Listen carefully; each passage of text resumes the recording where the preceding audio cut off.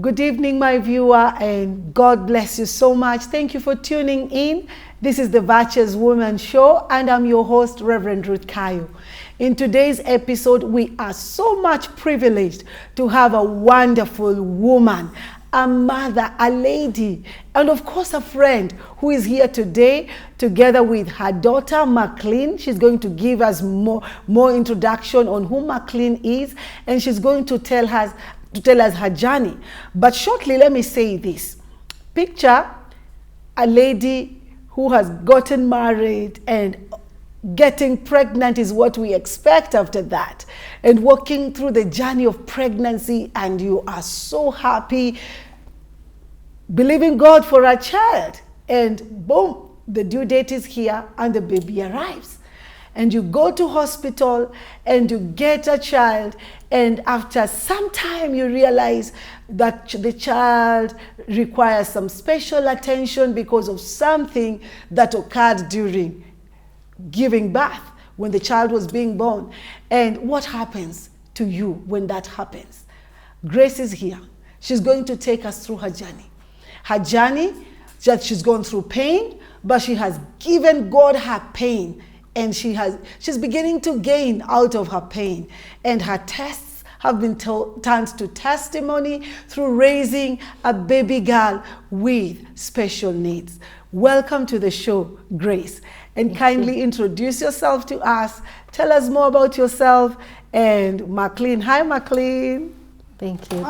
Hi, good. Yeah. Karibu sana, Grace. Thank you so much. I'm so glad to be here, and I'm humbled for this opportunity. Yes. I thank God.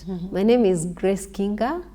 I'm Martha, and a God-fearing person because I've seen God's faithfulness in my life. Amen. So I say I'm a child of God. But beyond that, I am in business. I'm a business lady. Wow. I supply construction material. Wonderful. Yeah, based in Nairobi. I have my daughter here. She's called Macleen Wango, my first-born child. Wonderful. Yeah, and we're glad to be here together. Karibuni sana. Thank you. Grace and Macleen, karibuni sana. Now, Grace, tell us the story of Macleen. How did this start? When did you realize that Macleen required special attention? Kindly take us through your journey. Yeah. Yeah. Macleen was born 18 years ago. She's now actually 18 years. She's 18 years now. Yeah. So we really thank God for that. But what actually happened is that I got pregnant while I got married. And after getting pregnant, my pregnancy was just a smooth pregnancy. Smooth pregnancy, normal. There was nothing, no issues. No issues at all. And I attended the clinics as required, the postnatal clinic as required.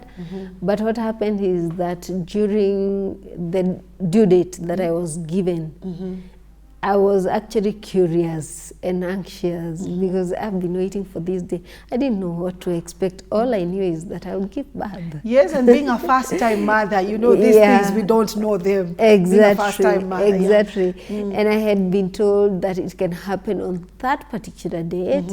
It can happen before. 2 weeks before. Yeah, or 2 even weeks later. Yes. So when that day finally came, it was a sad day. Okay. And I was excited. I knew from now, anytime the baby will come. Okay. So that Sunday, as I was going on with my usual chores in the house, I noticed some slight changes in my body, and I knew maybe this is how the baby comes. So I rushed to hospital. You had packed your clothes, baby's clothes. I had prepared everything. So I just rushed to hospital and told the doctor, the baby is coming. Little did I know that even the pain, the labor pain, had not started yet. Oh. So the doctor looked at me and found that I had opened up some few inches, and so I was admitted in hospital. Okay.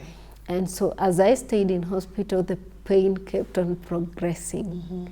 The pain kept on progressing, and I had reached in hospital around I had gone on Sunday Okay. That was Sunday evening. That was around 5. My pain started at around 9 at night. 9 p.m. Yeah, 9 p.m. at night.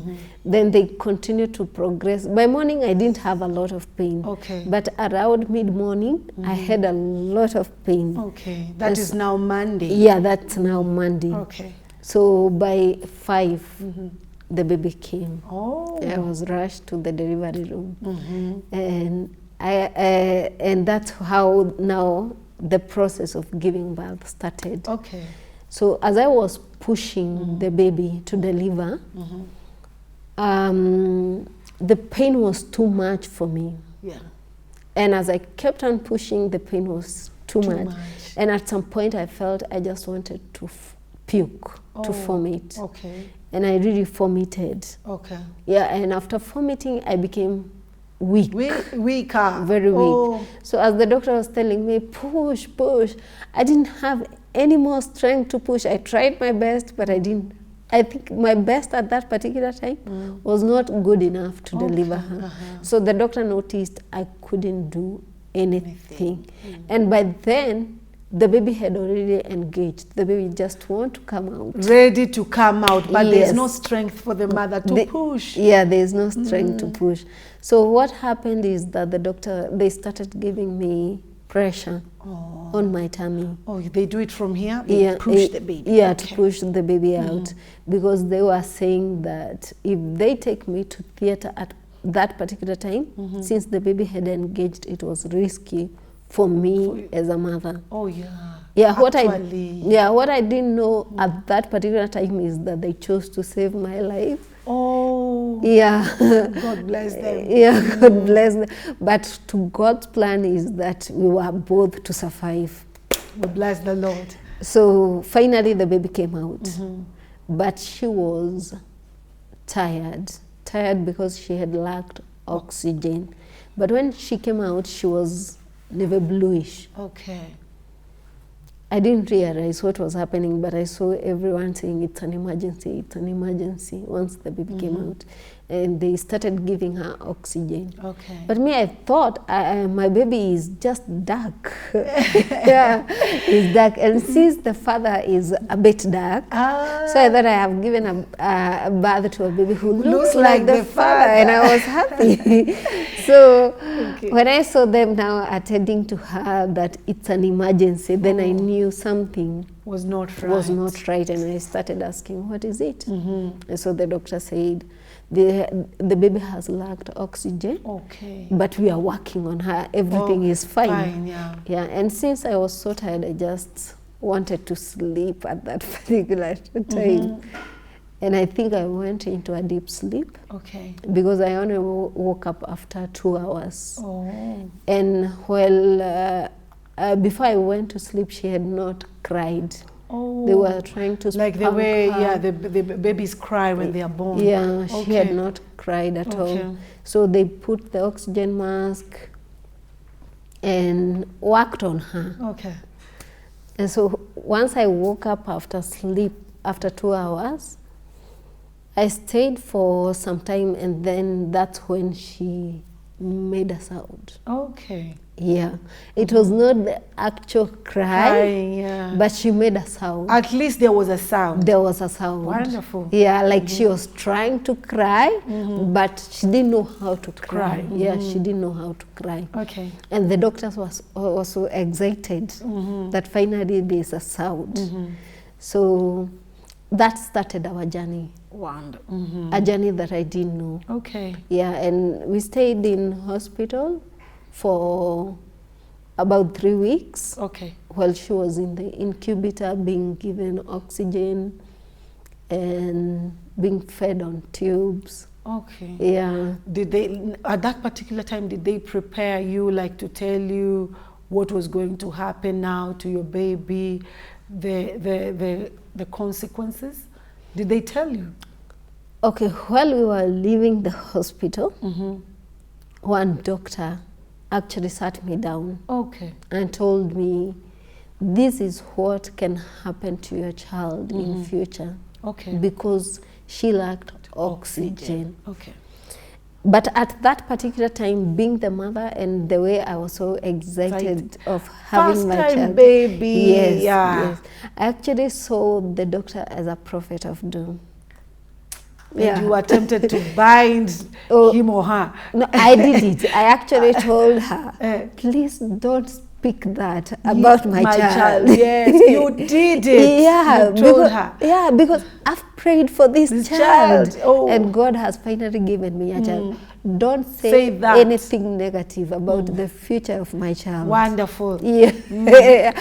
But the doctor was speaking from her own knowledge as a doctor. As a medic. And I also talked from my own knowledge as a mother. As a mother and a child of God. And a child of God. Not knowing that the reality that had happened at that particular time. And so that started our journey.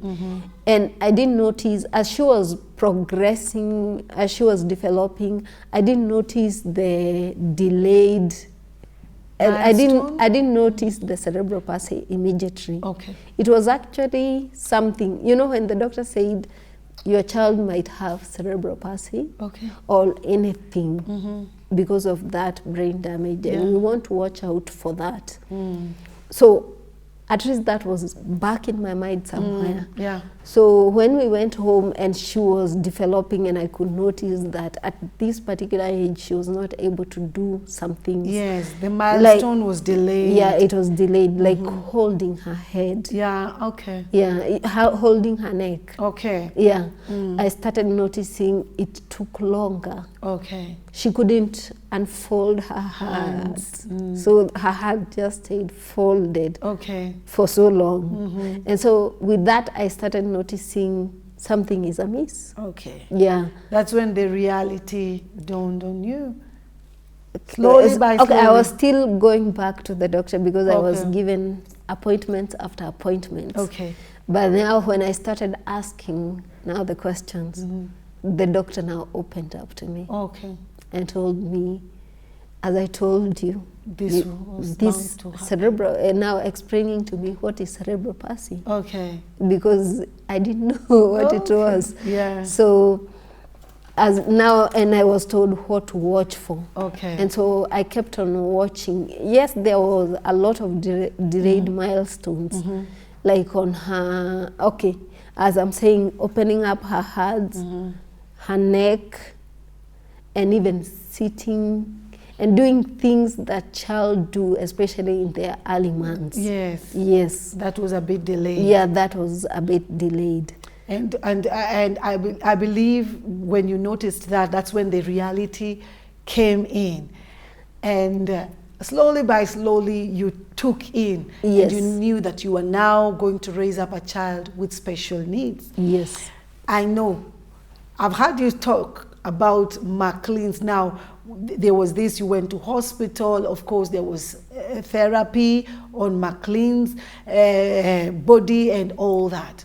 And right now, you mentioned that, to just fast forward about Maclean's education, that regardless of her being the way she is with special needs, she's actually goes to a normal school.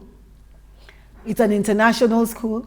And she is the best in their class. She's in year 11. And she swims and she does all these things. Kindly tell us about that.